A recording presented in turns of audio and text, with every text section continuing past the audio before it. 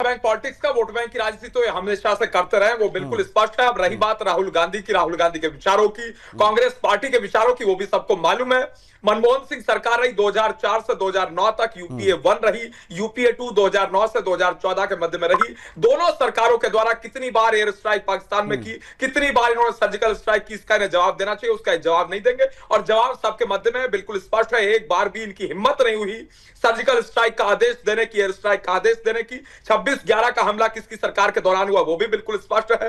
और जहां तक विषय ऑपरेशन सिंदूर का, Rahul Gandhi leader of opposition है इस देश के, उन्हें गर्व करना चाहिए ऑपरेशन सिंदूर पर, उन्हें सेना पर गर्व करना चाहिए। वो आखिर किस प्रकार की बयानबाजी कर रहे हैं वो सबको स्पष्ट रूप से नजर आ रहा है और जनता देख रही है। और रॉबर्ट वाड्रा ने किस प्रकार का बयान दिया था हमले के पश्चात, बाकायदा रॉबर्ट वाड्रा ने, गांधी परिवार के एक सम्मानित सदस्य रॉबर्ट वाड्रा कहते हैं इस देश में मुसलमानों को सड़क पर नमाज अदा नहीं करने दी जाती, इसीलिए हमलावरों को ऐसा प्रतीत हुआ और हमलावरों ने हमला कर दिया। हमलावरों को प्रतीत हुआ कि इस देश में मुसलमान सुरक्षित नहीं है, इसलिए हमलावरों ने हमला कर दिया। ये आतंकी हमले के पश्चात रॉबर्ट वाड्रा का बयान आया था, जो कि बहुत दुखद है, निंदनीय है, इसका इन्हें जवाब देना चाहिए। साथ ही साथ जहां तक विषय पाकिस्तान का, तो कई सौ की संख्या में आतंकी मारे गए। इस्लामाबाद तक, रावलपिंडी तक घुस के हमारी सेना ने मारने का काम किया। चर्चा उस विषय पर आज इन्हें करनी चाहिए। साथ ही साथ एयर डिफेंस सिस्टम जो पाकिस्तान का है उन्हें निस्तारबूद किया। पाकिस्तान की सेना घुटनों पे आ गई, पाकिस्तान की सरकार घुटनों पे आ गई। और जहां तक विषय सीज फायर किसी प्रकार से नहीं हुआ।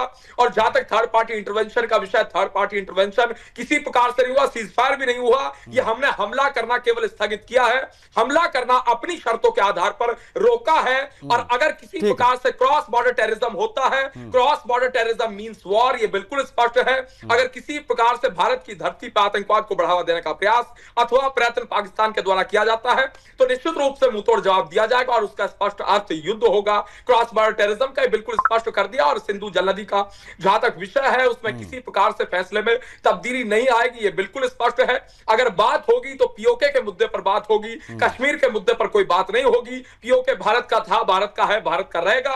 और third party intervention, Donald Trump की इंटरवेंशन, अमेरिका की इंटरवेंशन नहीं हुई, वो बिल्कुल स्पष्ट है। और पाकिस्तान में हमने घुस के मारने का काम किया, वो उस विषय पे चर्चा करनी चाहिए, लेकिन ये चर्चा नहीं करेंगे। आज मोदी जी के नेतृत्व वाला भारत है, मजबूत भारत है, नया भारत है। मोदी है तो मुमकिन है, पूरी दुनिया कह रही है।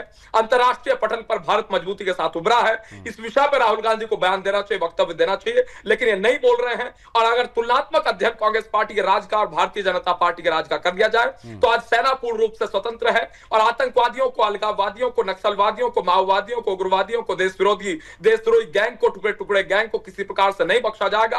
देश के गद्दारों को भी चुन चुन के बाहर निकाला